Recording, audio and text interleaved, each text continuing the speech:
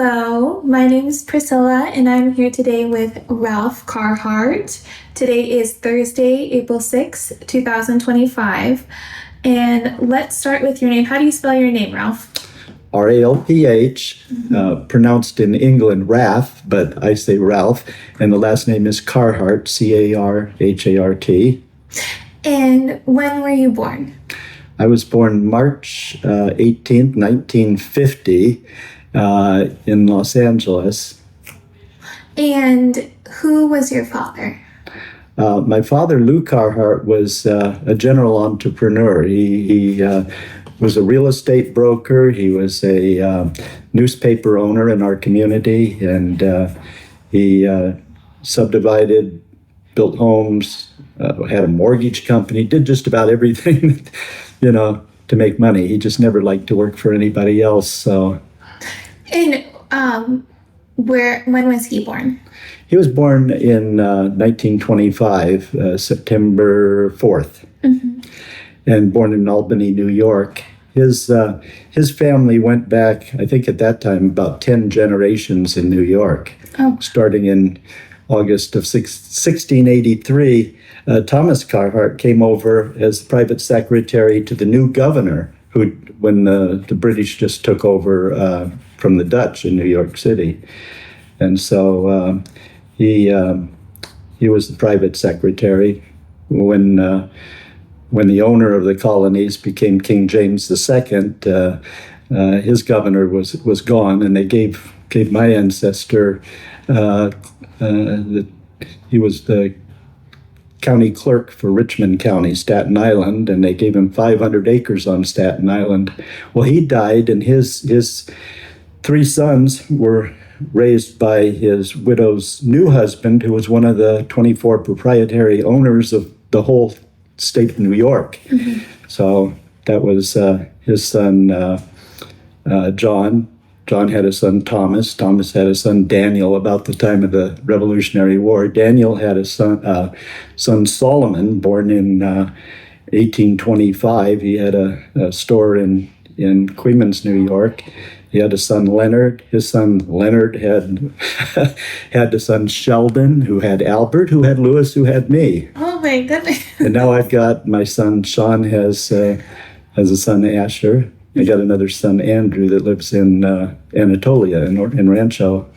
So, that gave me, it provides me a structure for studying history. I love history. I love books. I love reading about that stuff. And I can always place who was alive during that time, So that it makes a good structure upon which to kind of understand how life was at the time. So we can connect it when we're learning about it. Yeah, I think that's one of the interesting things about studying ancestry. And then I got, whole other branches and other directions, but that's the one that's most fascinating to me.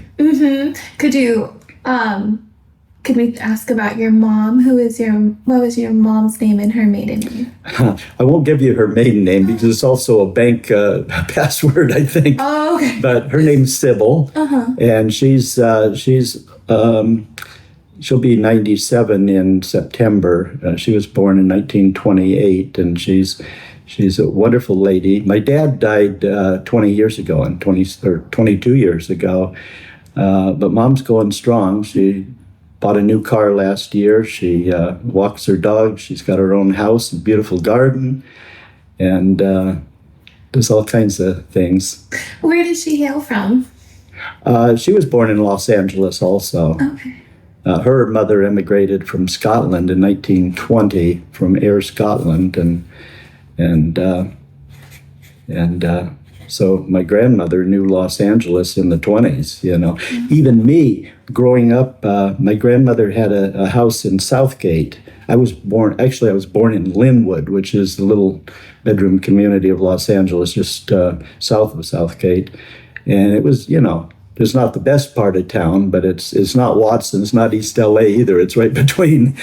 And we used to go down to Long Beach when I was a kid in the 50s. We'd go down to Long Beach and drive for miles through bean fields and lettuce fields and with the bobbing oil wells, and finally get to the the beach, And I remember that. Now it's all city, and it's just unbelievable. But I got to experience that. My dad is a real estate broker, was selling houses in Orange County, Fullerton and Downey, and Downey is actually in LA County, but he was a salesman selling tract homes back in the 50s, and then he got his broker's license and then moved to Riverside and started doing that on his own, building tracts of homes. But it's interesting. I think about what my mom or my grandmother saw over the years in Los Angeles when it went from a town of maybe 1 million people when she came in 1920 to what it is now. And I've been up here in Fair Oaks since 1977, and when I left down there was still a lot of open space, a lot of orange groves and things. So not anymore. How'd you get up here? I worked for Caltrans from 72 on. I'm a landscape architect, and I kind of specialized in designing rest areas, parking lots. I was the parking lot designer for the initial light rail system here in Sacramento, and I did about 9 rest area designs for the state. And then when I was in the maintenance division for a while, I started and managed the Adopt a Highway program back in 89 to about 93 or something, 94. So those are my claims to fame. But I got a promotion up to Sacramento in 1977. So we had friends up here in Sacramento, and they were in South Natomas. And so we flew up on a Friday. And on Friday and Saturday, we looked at homes. It was in August of 77. We went to the home shows that were going on, and we drove out to Citrus Heights. And on Saturday evening, we were looking at some homes in Citrus Heights, and they said, well, they're all sold out, but we're building a new development off of Greenback and Hazel. We think it's in Orangevale. Turned out it was at Fair Oaks. And we went over there, and they had 5 model homes on the north end of Trajan there, just south of Greenback, and a bunch of empty lots. And so we drove back to our friend's house, and then we started thinking about it. That's such a beautiful area. It's far out from Sacramento. It's way out in the boonies. Mm-hmm. So the first thing we did Sunday, we drove back and put a deposit down. And by Christmas, they had the tract done. And we've lived there ever since. My wife at the time, Eileen, she was killed at the corner of Trajan and Greenback in, I think it was May 2nd of 2024. A fellow going eastbound on Greenback ran the red light and 50 miles an hour and wiped her out. So that was not a good thing. Yeah. And it's still a bad situation there. We got a couple of really bad streets in Fair Oaks where there's no sight distance, so you can't see what's coming at you. Mm-hmm. You see about 40, 50 feet, and that's it. So if you go out on a green light, you have to be really cautious. The other one is on Fair Oaks Boulevard at Bannister, where the Waldorf School is and where Bannister Park is. Both are very, very dangerous intersections. That's going to be a project for me in the future. But my interest in Orangevale, mostly, besides shopping here and being here for so long, was getting involved in the Glove Project, Greenback Lane, Orangevale Envisions. I don't know if you want to go there. If you yes, have some please. Other questions. No, let's go there. So I'll merge onto that. My wife, my current wife, who I married in 2009, Sherry, used to be Sherry Waugh, now Sherry Carhartt. She was the crime prevention person for the Sacramento County Sheriff.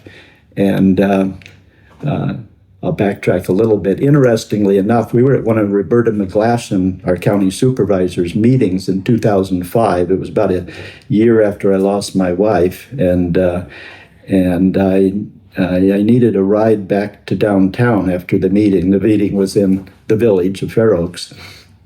And Bob Walters, a good friend, he ran for supervisor against Roberta in 2004, actually. Anyway, he said, well, Sherry here is going back downtown, and she'll give you a ride. She has the uniform and her hair up in a bun and everything, and we got to talking about her home in the foothills. And anyway, ended up romance, and we ended up married 5 years later. Where was I going with that? Oh, well, Sherry was on, and that day at Roberta's meeting, she was representing the Sheriff Department. I was representing the Fair Oaks Recreation Park District Board. I've been on the board since elected in 2002. I've been on like 22 or so years there. But anyway, we were representing that, so that's how we met.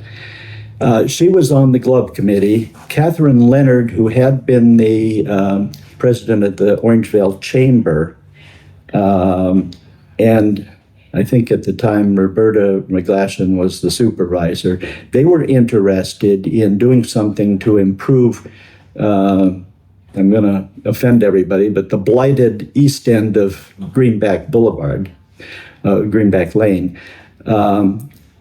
But they were looking at the entire Greenback Lane. Back, I think it was the 80s, the county had trying to improve Greenback. They had instituted a zoning requirement that any new commercial along Greenback had to have a 50-foot setback, landscape setback with meandering sidewalks. You can kind of see that kind of thing down at Walmart or even at Winco there, I think, and the newer developments, you'll see that big green area.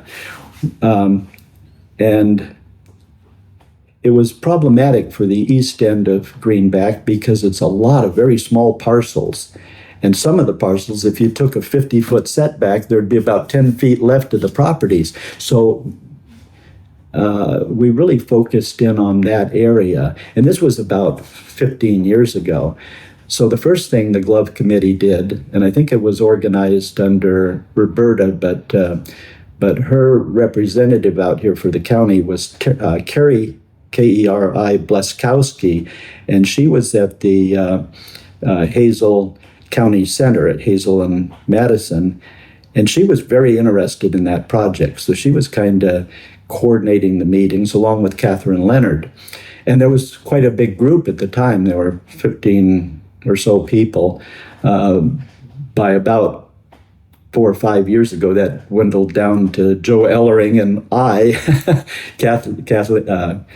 She moved out of town, and Glove was just kind of floundering until Brad Squires came along and revived it, and along with Sue Frost, actually got some money to implement our work.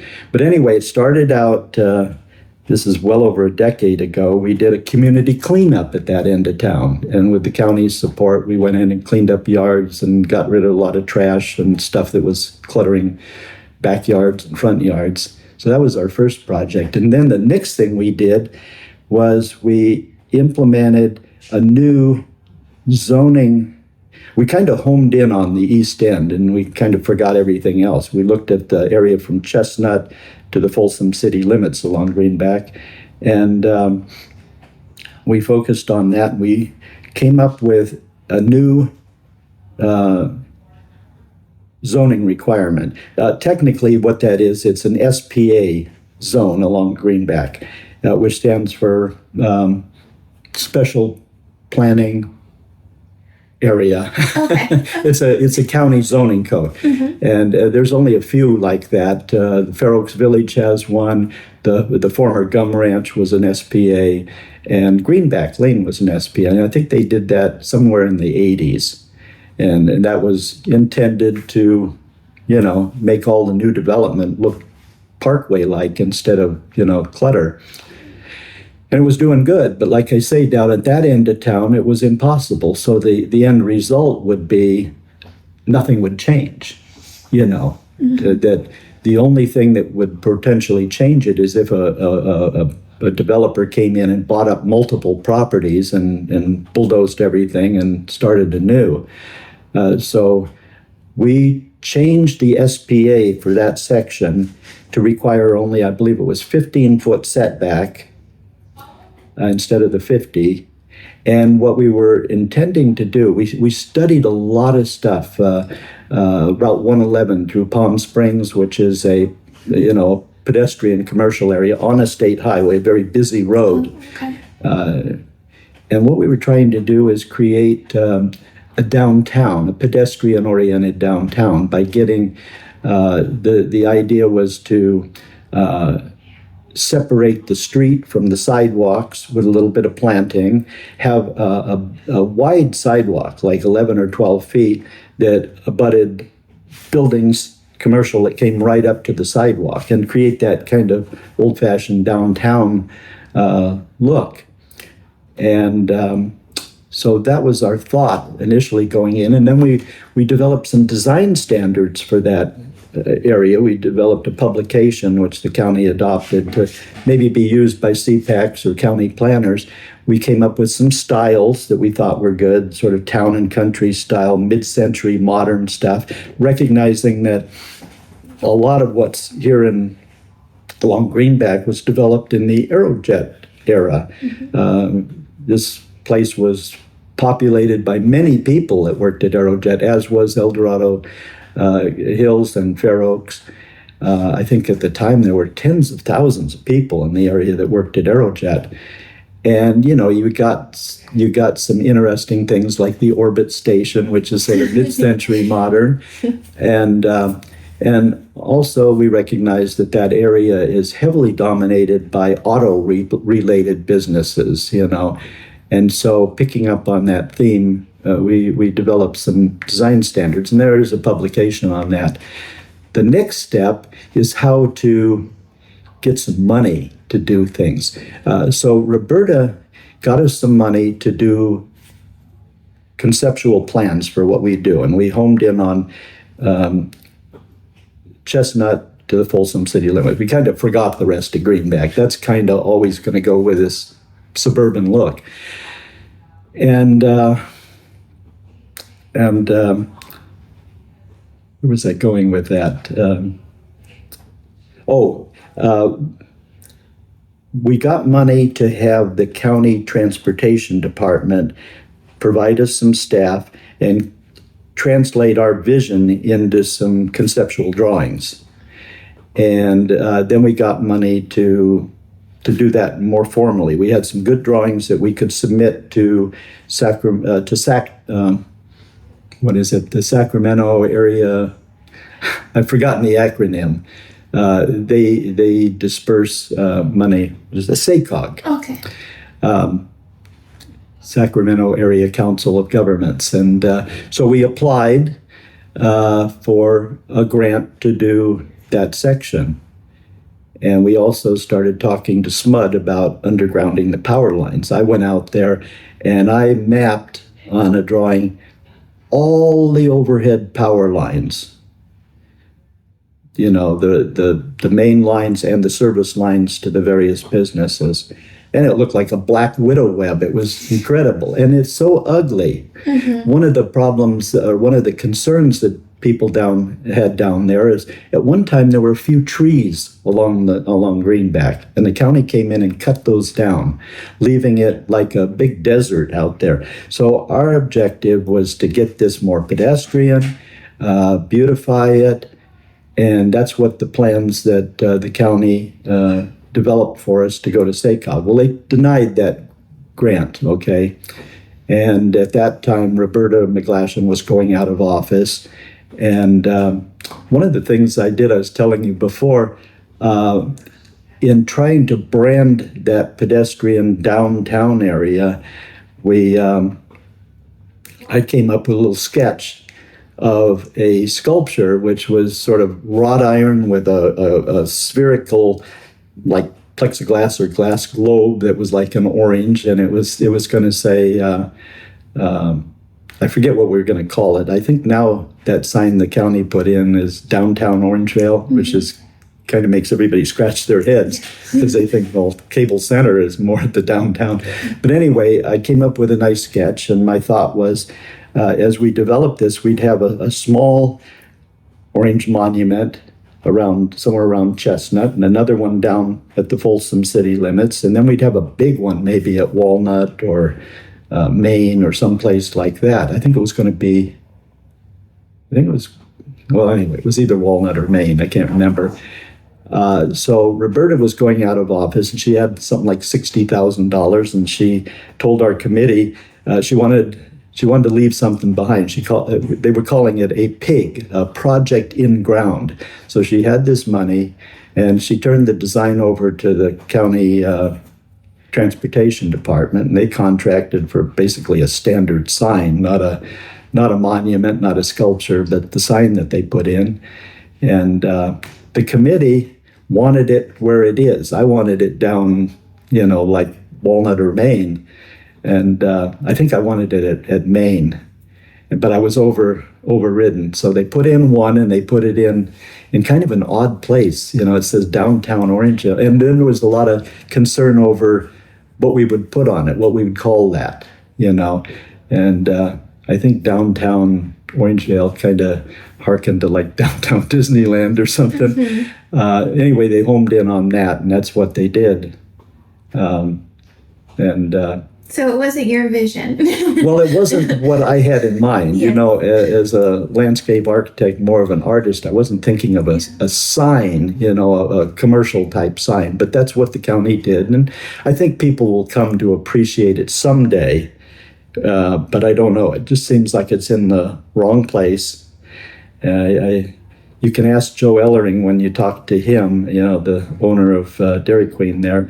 I think he voted against me. I may be wrong, but the committee as a whole, thought that was a better location. So what? I'll do my best to remember. So that's the story of the sign. So we did design standards. We changed the SPA zone, and then knowing that Roberta was leaving, we went to talk to the candidates for supervisor, and we met with Sue Frost, I think, at Lapita's. She was running for supervisor, and we briefed her on the project, and she really picked up on it. And when she got to be supervisor, we had already submitted for a SACTO grant, and she told us, well, to be competitive, you really need to consider what do they call it? I forget the acronym, but where the merchants all get together, the property owners get together, and they create an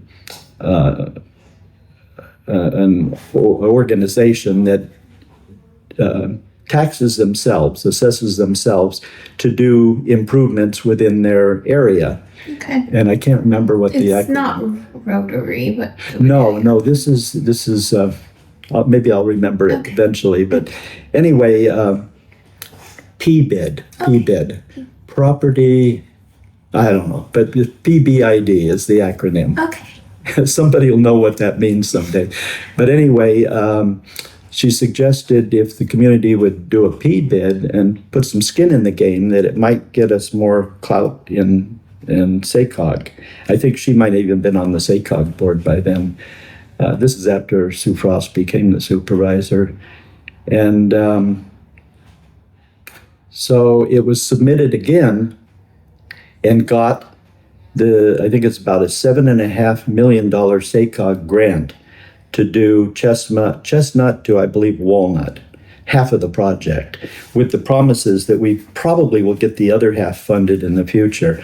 So with that SACOG grant, I think the county has been working on actual construction drawings, and they have plans to do this. As far as I know, somebody else could probably. Brad Squires is much more knowledgeable on what the current status is there. But anyway, in addition to that, working with SMUD, they have tentatively agreed to underground all those power lines, which will be a big aesthetic improvement to that area. And so they would also, under what I understand, they would also handle the service lines, which go from the main lines to each individual business.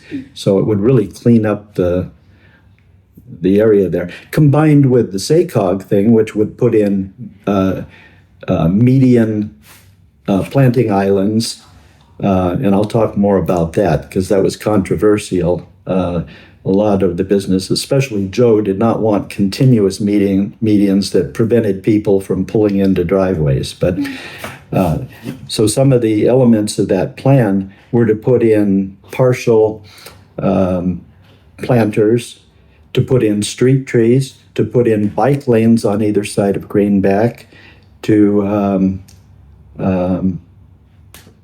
the undergrounding of the power wouldn't be, I don't think, the SACOG grant, but that would be a SMUD grant. And what else? Those were some of the major elements. The medians, there would be curbs with a planting strip with sidewalks. And then it would be up to the individual property owners and developers and future things to build up to the street if they wished, but they were allowed to build up the street. Oh, the other element was to try to consolidate all the driveways where there could be shared driveways, so it wouldn't, so there'd be a little more pedestrian friendly. So those were the elements, and that, I think, is all being incorporated into the plans that the county was, or maybe still is doing, or maybe has finished. And then when that first segment is done, that'll provide the pattern for the eastern portion down by the Folsom city limits. So hopefully that will change that end of town from being somewhat blighted. Now we were disappointed when Wild Sports went out, because we had some thoughts that they could move, leaving the building there, move some of the retail stuff out into the area between the sidewalks there and bring it a little closer. Well, when they went out of business and tore that down, they put in kind of a standard suburban gas station and mini mart there, very suburban, not the kind of more downtown thing we were envisioning. But that's what happens, the between the property owners, the CPAC, Community Planning Advisory Council, and the county planners, they do what the market says, not what a group of citizens envision, So, but we hope that some of that'll come forth. When Orangevale was subdivided back in the 1880s, they envisioned a downtown south of, where Madison and Greenback come together, overlooking what's now the Parkway and everything. They envisioned that as the downtown area, but it never developed. Never developed into that. Instead, sort of de facto, it developed along Greenback Lane, around Main and that area, and it just developed as the downtown core until Hazel came in and became probably a more dynamic center of town. But a lot of Greenback has residential, but in essence, it's a strip commercial. It's not. We're very lucky over in Fair Oaks to have had a village envisioned with the original subdivision plan that somehow survived, and that, unlike Carmichael, it tore down their center at Palm and Fair Oaks Boulevard, and Orangevale, it really never had that kind of planned center. Our village has been kind of special to us. So 2018, our park board put on the ballot a bond issue for $27 million to upgrade our parks in Fair Oaks, and we focused most of that on the village to reinvigorate the village. We have our clubhouse in the village, which in 1902 was one of the early schoolhouses. It was the schoolhouse. I think it superseded the Roberts School, which was over on the northeast corner of Kenneth and Greenback. Yeah. So that was our schoolhouse in Fair Oaks. And in 1936 or 37, they got a in the New Deal, they got money to renovate that into a community center. And so they tore down everything but the basement and built today's clubhouse there. And so now, as part of our bond project, we're completely upgrading that and making it look making it a lot more a Spanish mission revival kind of architecture. Plus, we had an amphitheater that was constructed in the early 70s that was pretty aged. So we had some plans to renovate that, but no money to do that. And what we did is in our bond, we said some of the money would be spent to develop a community center. Now, here in Orangevale, you've got the wonderful community center here. We didn't have such a thing in Fair Oaks. We just have this old clubhouse from the 30s. And so we said, okay, this whole area here, Village Park, Plaza Park, and the amphitheater and the clubhouse, and we have a little arts and crafts building, we're going to make that whole complex our community center. So we're spending about $24 million there. That project should be done this June. Mm-hmm. We're in the final construction phases, and it's been shut down for like 4 years, making everybody, really unhappy. But it's rejuvenating the village for another couple of generations, and I'm very proud of that. As you should be. So I think more recently, Orangevale and Carmichael each wanted to pattern themselves after what we did, and I don't know if they were successful in their bond issues, but we kind of showed the way that people are willing to reinvest in their communities. And I think this transfers over to Orangevale too. When we were selling our bond, we said, when I moved here this in 1977, this was brand new territory. It was out in the boonies, except for Sunrise Mall and Birdcage Walk, which were just done in the mid 70s. Either side of Greenback was mostly oak trees, groves of oak trees, and pheasants, and it wasn't all highly developed. Lumberjack was in. And like we were talking before, since I was right on that corner of Kenneth and Greenback there, I did and still do most of my shopping. I'm a trader to Fair Oaks. I do most of my shopping in Orangevale, Winco, Orangevale Copy, I get my gas here, I get my car repaired here. All of that sort of stuff. So, well, I also wanted to ask you more about your involvement with the Fair Oaks Historical Society, because that's how we met. Could you tell me more about that? Yeah, so the Fair Oaks Historical Society was started in 1975 or 76 because we were approaching the bicentennial of the country. And so the people over there, the old timers, wanted to preserve some of the history there. So they formed the society. And for actually, it was the Park District there that instigated that. They provided the clubhouse as a venue, and they kind of organized the first few meetings, and then it took over on its own. I think Sue Rourke was, and she's still around, I believe. She was the first president. For about 5 years, it was active, and then it just kind of, went into sleep mode. And in the mid 80s, a few of the what I call usual suspects wanted to reinvigorate things. People like Brad Squires, who reinvigorated our club, taking something that was just kind of, sleeping and get it reactivated. So I joined in, I think, 88 or something. And we had, at the time, just gotten a little history niche in the cemetery administration building in Fair Oaks Cemetery. And it was just basically a room, and they started collecting artifacts and things, and they had, they were open like one Sunday a month, and with docents and everything. And then at some point, so I was in the society. I still am.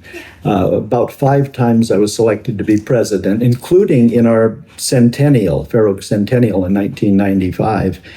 But along the way, we had to get out of the cemetery district. They needed the space. So being on the park board, I kind of eased them into the fireside room in the clubhouse. Okay, and they were there for quite some time until the Fair Oaks Water District bought a former dress shop in the village between EJ's Little People's Haircuts and the Sunflower Drive-In.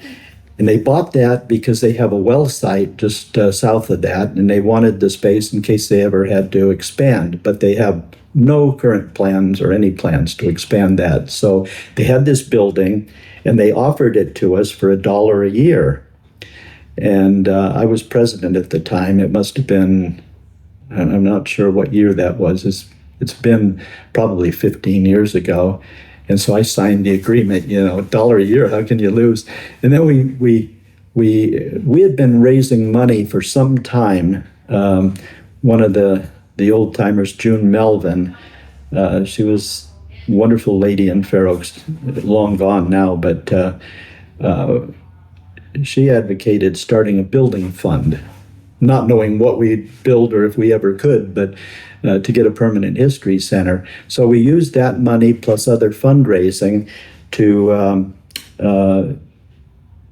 renovate that building. And we made it ADA accessible. We built a patio in the front. It was kind of a mess in the front.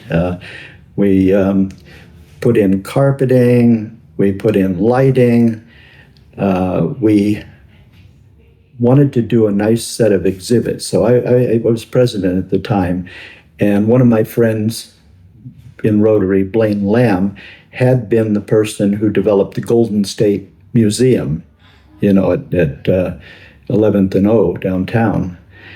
And so I asked him if he could help us getting some professional exhibits and stuff. He talked to Larry somebody, I can't remember his last name, but he's the one that did the exhibits for the Golden State Museum. And he had a graduate student, I think her name was Sarah Stark, who made it her master's project to develop the exhibits and all for our museum. And she did a thesis on that, which I think is on file at Sac State. And we did some wonderful exhibits for the opening. And so that was a major accomplishment to get our history center. And it's been going good.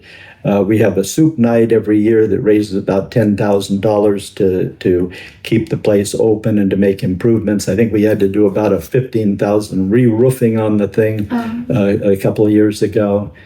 And so it's really a neat place where people can drop in, and when we have our chicken festival or our fiesta, it's open for free. And we have a couple of days, I think, where it's open. I can't remember which days, but it's open from like noon to 4 or something, and it's staffed with docents. So that was one big accomplishment. The other thing that's kind of neat over in Fair Oaks is our centennial. In 1995, it was the 100th year anniversary of the first excursion train that brought people from the Midwest, Great Lakes area, Chicago and stuff, to come and see the properties that the Howard Wilson Company was marketing on the old San Juan grant. And I guess the first excursion train came out on November 20th in 1895. And they came over to Orangevale. This is all recorded elsewhere, but they came over to Orangevale to look at the new groves and community that had been developed, the previous decade. Yeah. And they were greeted with people from Sacramento up in Auburn and given roses and everything. And the people in Folsom were excited that there was more development going on this side of the river. So anyway, this was the 100th anniversary of that event. So we had, for the whole year of '95, we had a special event every month, and we had. I think January we had a lot of dignitaries come out, and one time we had Harry Dewey from Citrus Heights come out and talk about how when he was a youth, he'd hear these big kabooms about every 20, 30 minutes, and on a regular pattern, and they were drilling dynamite into the hard pan and blowing holes to plant the fruit trees, you know. So that was kind of interesting. And in the fall, we buried a time capsule in the village, and the mortuary there got us a vault for a child-sized casket, a sealed, hermetically sealed vault. We put all kinds of stuff in it. We put in projects from the school kids, and we put in magazines, newspapers, books, all that kind of stuff, to be opened in 2095. And I was the president then. I gave a speech, and I threw a copy of my speech in there, and we sealed it up and buried it, which was fine for 25 years until we decided we were going to expand the amphitheater over that spot. So last year, the thing was removed, exhumed, and we also, it was right in front of an arbor and picnic area that Rotary had built in '93, and that got moved. The arbor got moved, so we moved the time capsule unopened to a new spot by the relocated arbor. So, okay. So that. I won't be around when they open it in 2095, but I might not be either. No. So that was a fun thing to do. It was a very special year we were celebrating. So this coming year, this September, will be the 50th anniversary of the Fair Oaks Historical Society, which makes me be able to say it was 1975, not 76, that we started. There you go. So we are planning on the Saturday. I think it's the week after the Chicken Festival. I'm going to try to say September 27th of 2025, but it's, anyway, that'll be publicized better. I can't remember. But we're going to start with a picnic at noon and concert, a special concert in the park from noon until 4, with maybe 3 bands going there. And that'll be a community picnic. We'll either have community groups providing the food or get food vendor trucks or both. And then in the evening, we're planning a happy hour followed by a catered dinner for about 175 or so people in the renovated clubhouse. And we're going to have dignitaries there and exhibits and stuff like that. That is celebrating the 50th anniversary of our historical society. And then we're working to try to get the theater organ partners to play the big theater organ that we have there. We've got a wonderful theater organ in the Fair Oaks Community Clubhouse.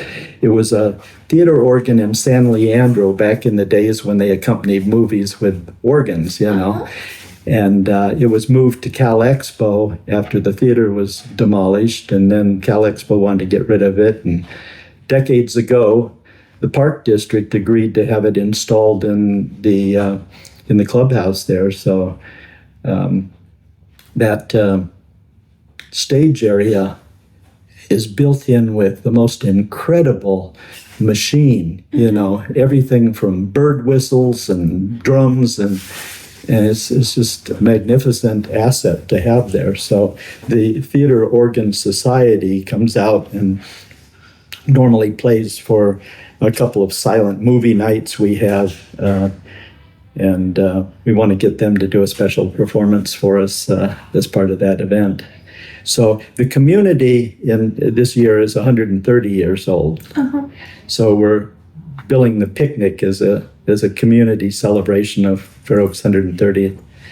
And I'm working with Chris Highsmith in the society to come up with a booklet of the history of that village area there.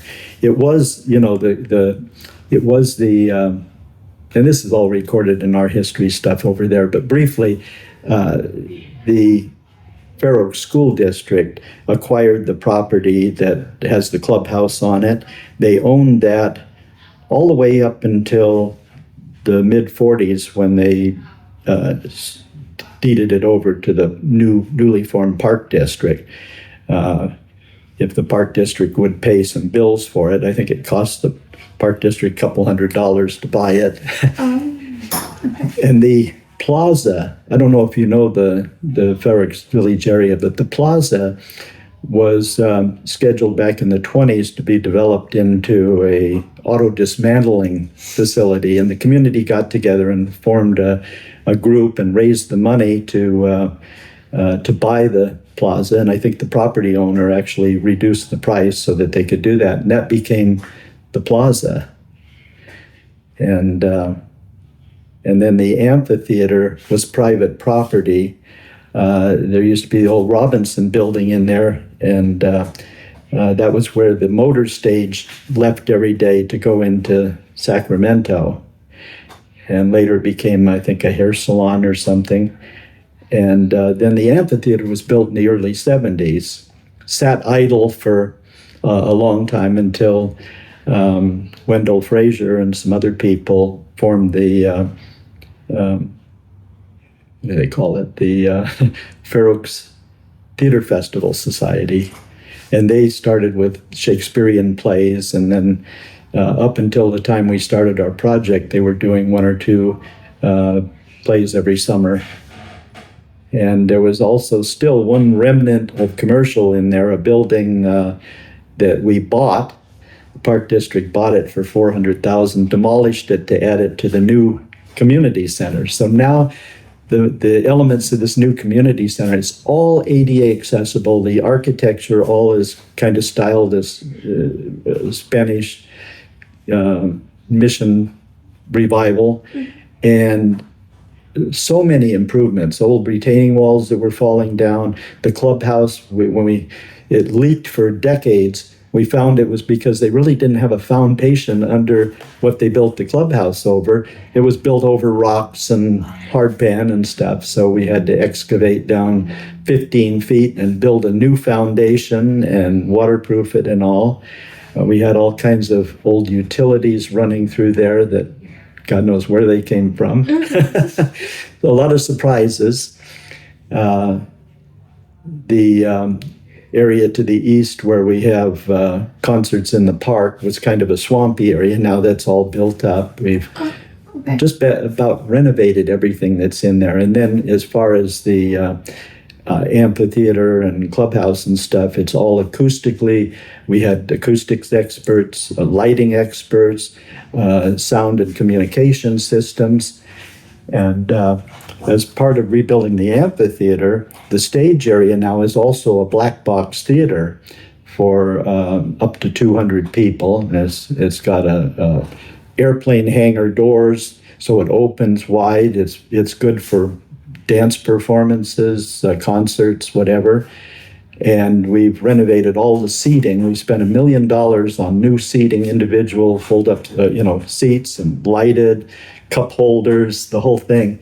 It will seat, I think the amphitheater now will seat, I may be wrong on this, but it'll seat at least 300 people. We reduced the size down a little bit. One of the things we recognize is parking is in a shortage in the village, so we're going to have many more small events, so that there's something happening all the time, but probably never have the chicken festival or big things like that back in the village again. It's too successful over at Fair Oaks Park. So we're talking all about Fair Oaks. Let's get back to Orangevale here. Well, we could, it's so intertwined. I even asked Kay, if there was anything she was curious about me asking you about anything. Mm-hmm. And she was actually curious about Fair Oaks Water Company, if you had any insight on that. Fair Oaks Water District? District, yeah. Not a lot. Oh,